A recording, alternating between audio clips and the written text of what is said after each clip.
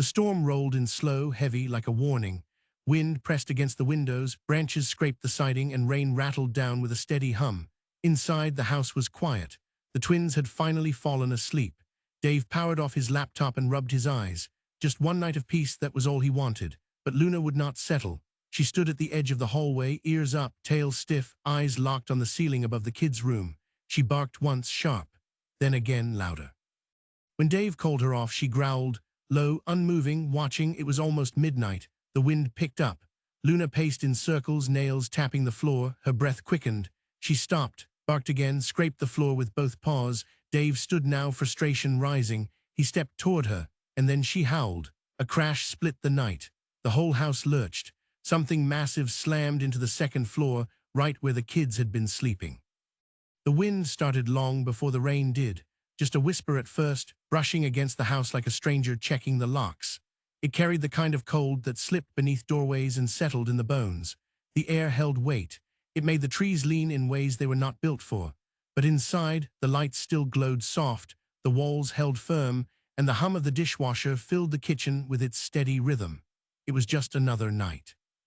Dave stood in the living room, staring at the reflection of himself in the darkened window. His mug had gone cold.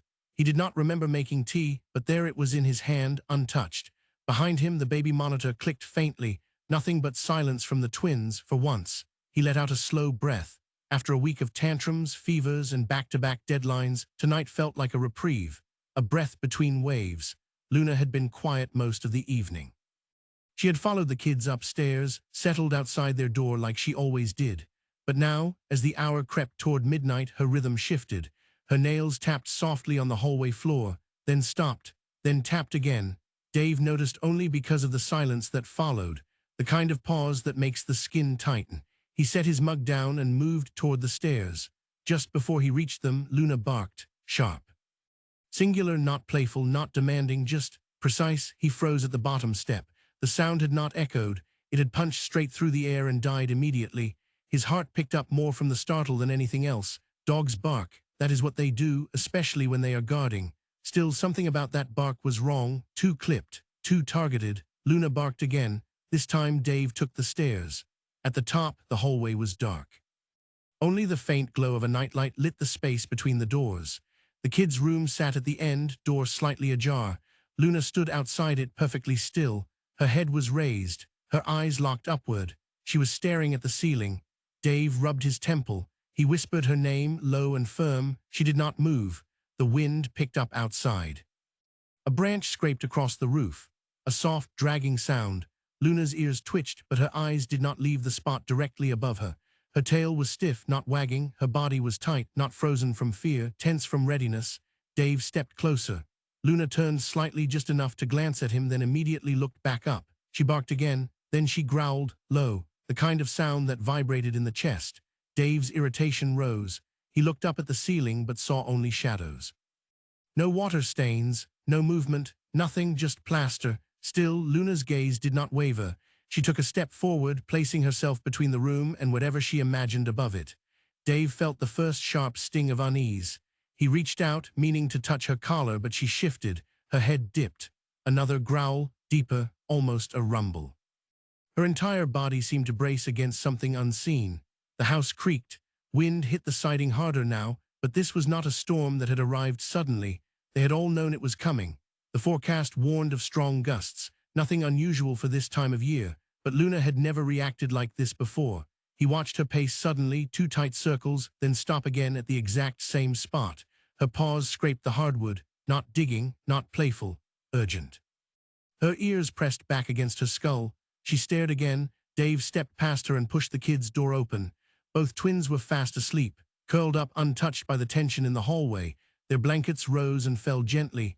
The white noise machine hummed. Everything in the room was peaceful, and yet Luna growled again. He stepped back out and knelt next to her, placed a hand on her back. Her muscles were tight, almost twitching. He whispered softly, no commands. Just a voice. She did not relax. The rain started then. It came heavy and fast, hammering the roof. The lights in the hallway flickered once.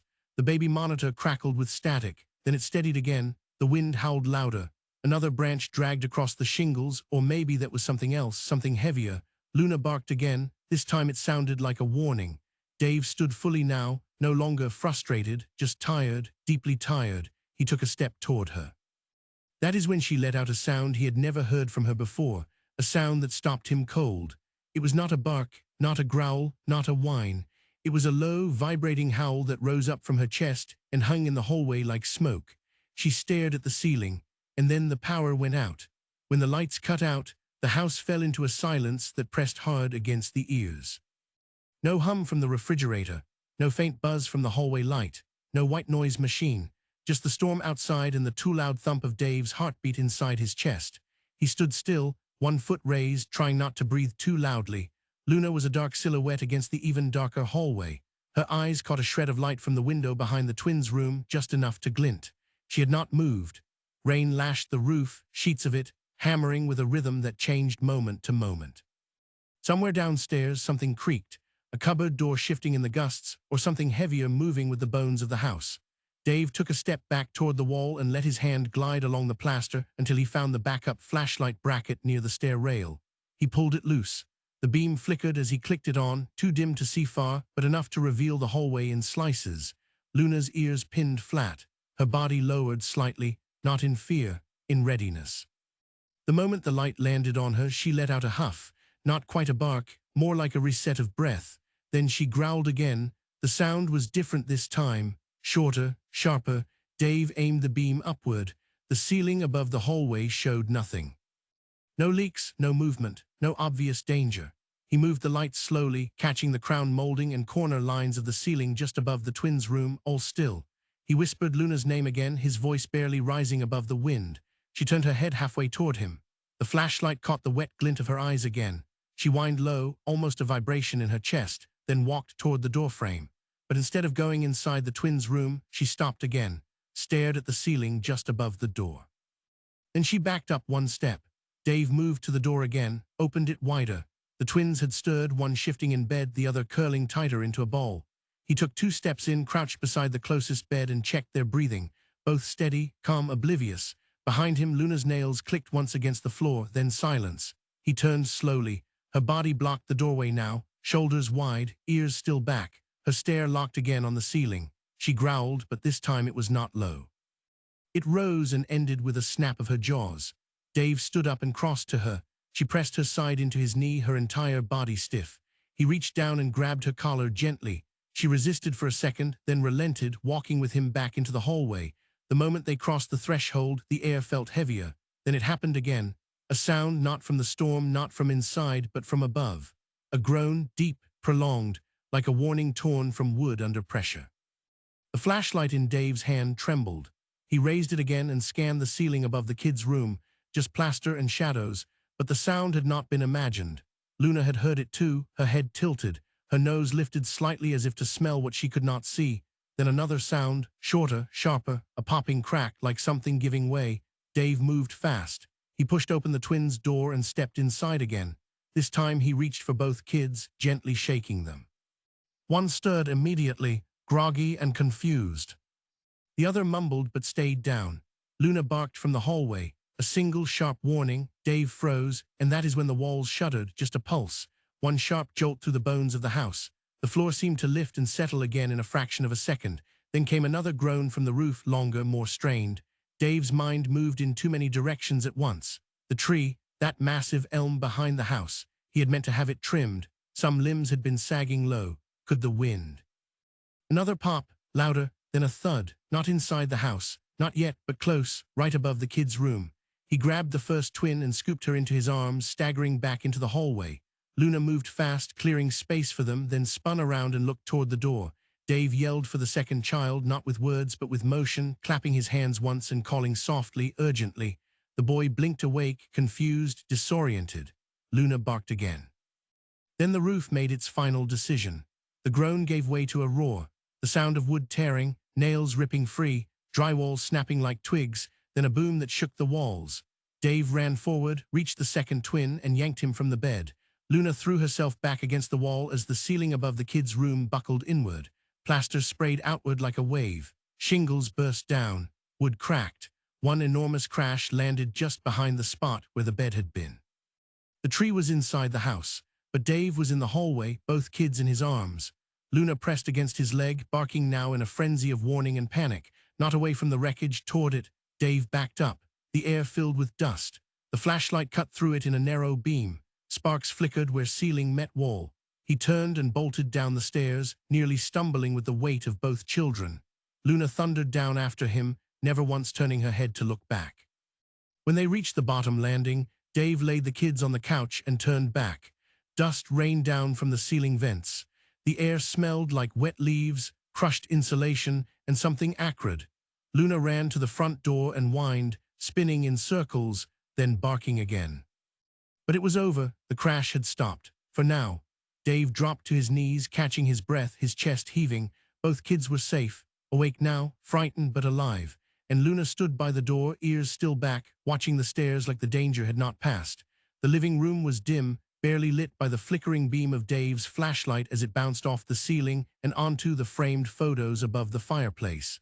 The storm still howled outside. Rain battered the windows in uneven rhythms, and gusts of wind moaned through the narrow gaps around the front door. The twins sat huddled together under a blanket, too stunned to cry, too young to understand what had nearly happened to them. Luna paced, not calmly, not settled. She moved in tight circles by the door, then trotted toward the stairs, stopped, looked back at Dave, and whined low. Her tail was stiff, her ears still folded tightly against her skull. She was not done. Dave stood slowly, legs shaking not from injury, but from the adrenaline drop that came after impact. His arms ached from carrying both kids, and his throat burned with dust. He coughed once into his sleeve, then steadied the flashlight in his hand and turned toward the stairs. He glanced back at the kids. Both were watching him. The blanket made them look smaller, more fragile. Luna had already reached the first landing. She stood there waiting, breathing hard, chest rising and falling with a steady, urgent rhythm. Her eyes locked on Dave. He followed. Each step creaked. The air grew heavier again, thick with the scent of damp insulation and crushed wood. Halfway up, the flashlight began to flicker. Dave tapped it once against his palm. The beam steadied, but it was dimmer than before. He climbed the final steps and paused. The hallway had changed. What was once familiar now looked warped. Shadows clung to corners like oil stains. The air tasted of plaster and wet dust. Bits of ceiling tile and insulation speckled the floor like strange snow. The twins' bedroom door hung off one hinge. The upper half of it was bowed outward. Dave stepped closer. Luna moved with him, her shoulder brushing his thigh. He pushed the door fully open. The flashlight beam caught chaos. The ceiling above the bed was gone. Entire sections had collapsed inward. Shingles, broken rafters, and damp pink insulation lay in a mound directly where the mattress used to be. One side of the bed was crushed completely flat. The other had splinters jutting up like broken ribs. The dresser had been knocked sideways. Its drawers spilled across the room. Rain poured in from the gaping hole in the roof, soaking the carpet, the furniture, the books and toys that had been scattered in the crash. A twisted limb of the tree jutted through the rafters like a spear, bark stripped, glistening with water. Dave stared in silence. It had happened so fast, and Luna had known. He stepped carefully inside, flashlight catching fragments of what used to be normal life. A stuffed bear lay soaked near the corner. A puzzle box had shattered, pieces scattered among shards of drywall. The bed frame was broken, bent in the middle. Then he saw it, the blanket, the same one the twins had curled under only minutes before. It was pinned between two slabs of roofing timber, one end soaked, the other torn. He dropped to his knees. The flashlight beam trembled in his grip. Inches, that was all. Inches between that blanket and the jagged edge of destruction. If Luna had not barked, if she had not growled, if she had not stood her ground in the hallway. If he had ignored her just a little longer, the realization hit hard. He lowered the flashlight for a second, let the darkness close in. Let the sounds of the storm outside swallow everything else. Then Luna nudged him. Her nose touched his elbow, a soft, insistent push. He raised the light again. Something creaked. Not the wind, not the rafters, not the normal settling of a broken house. Something inside. Dave stood slowly. The beam shifted. He stepped toward the other side of the room, trying to see beyond the wreckage. Luna stayed close, her nails crunching softly over broken tile and soaked carpet. Another creak, longer this time. From behind the wall opposite the bed, the wall that shared space with the upstairs bathroom, Dave moved closer, shined the light along the baseboard. Nothing visible, but the sound repeated. A steady, rhythmic shift. Luna growled again. He crouched, put a hand to the wall. It was warm. Warmer than it should have been. He felt again, pressed the back of his fingers against the plaster. Definitely warm, almost hot. Then the smell hit him, not wood, not rain, not insulation, something chemical, dry, bitter, smoke. He stepped back fast. Luna barked sharply. There was no flame, not yet, but somewhere behind that wall something was burning. He turned and ran, down the stairs in seconds, slipped once near the bottom, caught himself on the railing. He reached the living room, flashlight beams swinging wildly. The kids looked up, startled. Dave did not explain. He grabbed the go-bag near the front closet, a leftover habit from their last power outage, and shoved it into the kids' arms. Luna reached the bottom of the stairs behind him, barked once. Urgently, Dave threw open the front door. Rain hit hard, wind tore through the gap. Luna pushed forward immediately, rushing outside into the storm. Dave scooped one child into his arms, pulled the other close by the hand, and followed. Water soaked their clothes in seconds. Mud splashed their shoes. Luna was already in the driveway, circling, her eyes scanning the dark. Another sound behind them. A low boom, a deep vibration through the floorboards even from outside. Dave turned, a glow, just faint. In the upstairs window, behind the broken wall, something had caught. Flames. The rain came sideways now, slamming against skin like cold needles. Wind pushed hard enough to stagger. Mud swallowed shoes with every step. Dave gripped one child tight in his arms while the other clung to his soaked shirt. The storm had swallowed all sense of direction. The house behind them glowed faint orange in the upstairs window, a pulse of danger masked by the night. Luna was already halfway across the yard, spinning in place, barking into the dark. Her body lit by brief flashes of lightning, 1 second at a time. Dave wrenched the car door open with his free hand, tossed the go-bag into the passenger seat, shoved the older child into the back seat, and slammed the door shut again before grabbing the younger one and placing her in the booster. His hands were shaking, not from the cold, from the seconds that kept ticking away. The fire had started quietly, but now the smell was stronger, bitter, acrid, chemical. Beneath it, something worse, the scent of heat and wood and paint all burning together. He looked back. Smoke curled out from the broken section of the roof. The tree that had smashed through the upstairs bedroom had given the fire a path, a breath of oxygen where the wind could stoke it. Already, small flares of flame danced along the top edge of the wall. Dave's heart slammed hard in his chest. He turned back toward the car. Luna was gone. He spun around, shouted her name once. No response. Lightning flashed. For half a second, he caught her shape, not at the front door, not in the yard. She was circling the side of the house. Dave cursed under his breath and ran after her. His shoes slid in the wet grass. Branches whipped his arms. He rounded the corner and stopped. Luna stood facing the crawlspace vent. Her entire body was braced, front legs bent low, tail stiff, chest heaving. She barked twice in rapid succession. Then she scratched at the vent, hard, fast, with both paws. She looked back at Dave, then forward again, barking louder. He stumbled toward her, flashlight beam barely cutting through the rain. The vent was old, metal frame, wire mesh, half covered by wet leaves and debris. Luna clawed at it again, then stopped. Pressed her nose to the grate, whined. Dave dropped to one knee, shining the light into the small, dark space behind the mesh. Movement, his breath caught, tiny eyes, a shape, low, curled in the shadows, huddled beneath the floorboards, not an animal, not wild, a child. No, not one of his, the neighbor's boy. He had forgotten. They were watching him that evening. His parents had left town for the weekend. Dave had promised they would only stay the night. His stomach turned. The boy had wandered, must have gotten scared during the storm, crawled under the house looking for safety, fallen asleep, hidden, trapped. And now the fire above him was crawling through the floorboards. Luna barked again, frantic. Dave dropped flat to the ground, scraping his elbows as he pulled at the vent cover. Rust flaked off in thick chunks. The screws were too tight. He grabbed a nearby brick from the garden border and smashed at the edges until the frame gave way. Metal bent. The mesh tore. He yanked it off and tossed it aside.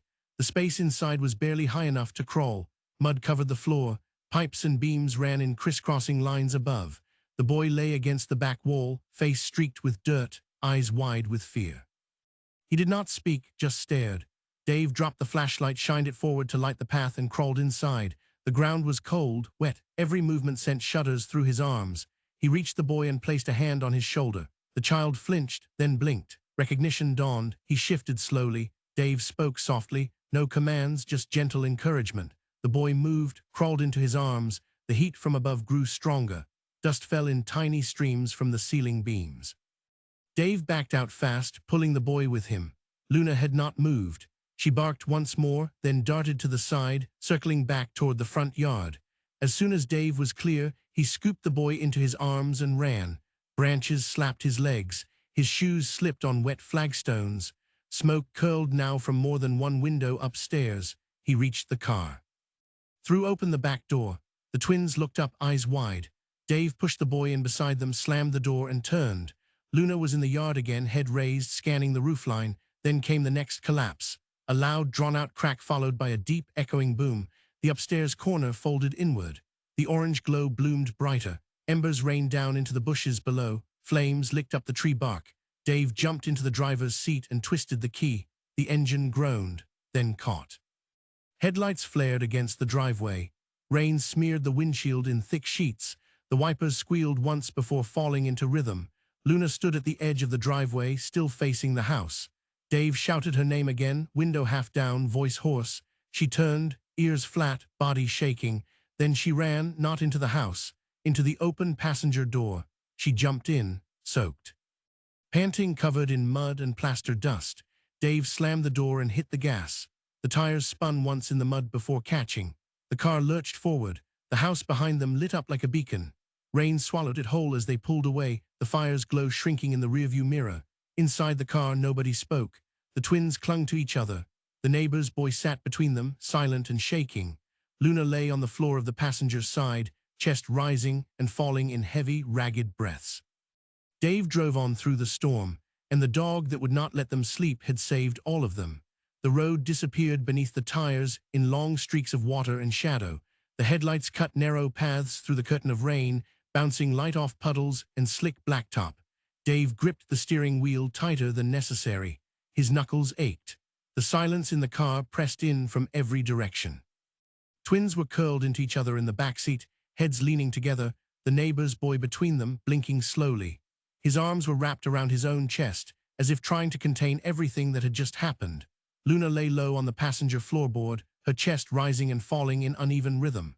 Her fur was soaked and plastered with flecks of mud and drywall. She was not sleeping, just still. Occasionally her ear would twitch at a loud gust of wind or when the tires hit a patch of gravel. Her eyes stayed half open. Dave drove without speaking, without thinking much. His hands stayed locked at 10 and 2. Every so often he glanced at the rearview mirror. Each time he did, he checked for movement, breathing, signs that they were still all there, still real. The fire's glow had vanished behind them. Their house was gone. That thought had not settled yet. It floated somewhere above the windshield, behind the clouds, waiting for the right moment to drop. Branches littered the road. Leaves churned in every dip and puddle. Streetlights flickered, some completely dark. Power outages were spreading. The storm had not finished with them. After 10 minutes of driving, a red cone and reflective vest appeared in the distance. A blinking sign pointed left. A shelter arrow was marked with a temporary roadblock. Dave turned without thinking, followed the cones, followed the others. The school gymnasium parking lot was half full. Cars sat steaming, wipers frozen in mid-swipe. Families moved in hunched lines toward the wide double doors, guided by flashlight beams and soaked volunteers in neon ponchos. Dave pulled into the far end of the lot, turned off the engine. The sudden silence roared. The twins stirred, one blinked, the other sniffled once. Luna raised her head. Dave stepped out into the rain. It was colder now, less violent, just steady, relentless. He opened the back door and helped the kids out one at a time. The neighbor's boy clung to his hand as they crossed the lot. The twins moved slowly, feet dragging, shoes soaked. A volunteer opened the door and waved them in. Warm air met their faces. Harsh fluorescent light followed. The gym echoed with soft voices, crying children, the shuffling of blankets. Folding tables lined one wall. A stack of cots leaned near the bleachers. People sat on mats with paper cups of soup, their faces pale and distant. Dave guided the kids to an empty corner. A woman handed him towels. Another asked for names, ages, if anyone needed medical help. He answered automatically. Voices sounded muffled, like everything was happening in a tunnel. Then came the firefighter, gear half off, helmet tucked under one arm, soot still smudged across his cheek. He moved straight toward Dave and crouched beside the twins, asked about their names again, asked what street they lived on. When Dave said it out loud, the firefighter paused, looked him in the eye. He asked how they got out. Dave pointed toward Luna, who was curled on a towel nearby, still soaked, still shivering. The firefighter glanced at the dog, then back at Dave. Said the roof collapsed fully within minutes. Said there was no chance anyone would have survived the upper floor if they had still been inside. Dave nodded once. He already knew, but hearing it out loud made his hands shake again. The firefighter stood, said they were lucky. Dave looked at Luna. Not luck, something else. The firefighter turned to leave. Then stopped, looked back, said something strange had happened with the fire's path, that it had slowed before reaching the lower floor. Like something had broken the flow, bought them minutes, enough time. Dave said nothing. He reached for a towel and moved closer to Luna. She raised her head weakly. He wiped her face, her ears, careful not to tug. Her eyes stayed on him the whole time. The kids were asleep now, curled on mats, wrapped in donated blankets. The neighbor's boy rested his head on a rolled-up jacket. Their chests rose and fell in unison. Dave laid down beside them just close enough to feel their warmth. Luna shifted, pulled herself slowly up onto the edge of the mat, her paws tucked beneath her chest. Her breathing slowed. Finally, she slept. The storm outside raged on, but inside the shelter the walls held. The light was gray when Dave opened his eyes, not the flickering kind that came from flashlights or battery lamps, not the harsh beam of a gymnasium fixture. This was the real kind, morning. Rain still drummed lightly on the roof, not a roar, just a hush, a soft reminder that the storm had not left entirely, but its fury had passed. He lay on his side, knees pulled in slightly, one arm draped protectively over the nearest twin. The mat was thin, but exhaustion had made it feel like a mattress. His back ached. His mouth was dry, but he had slept. Somehow, the gym was quieter than the night before. A few murmured voices, the slow creak of someone standing. Footsteps on polished floors, the smell of instant coffee and wet clothes. Luna was curled next to him, not on the mat, just beside it, her body pressed close. Her fur was dry now in patches, still damp in others. She stirred when he moved, lifted her head slightly, then rested it back down again. Dave sat up slowly. The twins were still asleep. So was the neighbor's boy, all three huddled under the same large blanket someone had handed out hours ago. Their faces were calm. Unburdened, unaware of how close it had all been. He rose and crossed to the table where a volunteer offered him a paper cup of coffee. He took it with both hands, nodded, tried to smile. It came out weak but genuine. Outside the shelter windows, the sky was a dull steel color. Puddles filled every dip in the parking lot. Leaves clung to car windows. One street lamp leaned at a strange angle, bent by wind. Everything was still. A few families were already packing to leave. Suitcases zipped shut. Coats pulled on, quiet hugs exchanged with volunteers. Dave stood near the wall and watched. He heard his name, turned. It was the same firefighter from the night before, jacket off now, sweat stains on his collar, his face lined and tired. He asked how the kids were. Dave said they were fine. The firefighter smiled and said they had all made it through the worst. Then he looked down at Luna, said he had a story for her. Dave crouched next to Luna and ran a hand along her back. She leaned into it. The firefighter said the department had kept an overnight log of every family brought in, who came from where, who escaped what. Luna's name had been written down not as a pet, as a warning system. He said there was a whiteboard by the entrance now, where they had listed acts of bravery during the storm. First responders, neighbors, volunteers. Luna's name was at the top. Dave blinked, looked down at her again. The firefighter stood, said they were calling her the one who saw it coming before anyone else did. He left after that, boots echoing across the floor. Dave sat for a long time beside Luna. He did not speak, just breathed. Later that morning, someone brought over spare clothes for the kids. Another handed him a small box with basic supplies. A toothbrush, socks, a blanket. He accepted it all. When the twins finally stirred, they did so slowly, stretching under the blanket like they were still at home. Then they looked around. One asked where the house was. Dave did not answer right away. He helped them get dressed, gave them a snack from the supply table, let them sit quietly near a cluster of other kids playing with borrowed toys. Then he took Luna outside. The air was sharp with moisture. Clean in that strange way after a storm, like everything had been rinsed. He walked her to the edge of the lot, past the last row of cars. They stood on a low grassy rise that overlooked the bend in the road where their street began. From that distance, the ruins of their home were just barely visible through the trees. Charred, hollow, unrecognizable, smoke still drifted from the roof in thin tendrils. What had once been the upstairs bedroom was now an open wound to the sky. Dave stared. Luna stood beside him, ears relaxed, nose lifted slightly into the breeze. They stayed like that for a long time. He did not think about the insurance call, the forms, the cleanup, the weeks ahead. He did not think about where they would sleep tomorrow or what the kids would ask when they saw the house up close. He thought only about what had happened, how Luna had barked, how she had stood her ground, how she had growled until he listened, how she had led him to the vent, to the boy, to all of it. She had known something was coming, and she had not let them sleep through it. Dave crouched beside her, placed both hands gently around her face, looked into her eyes.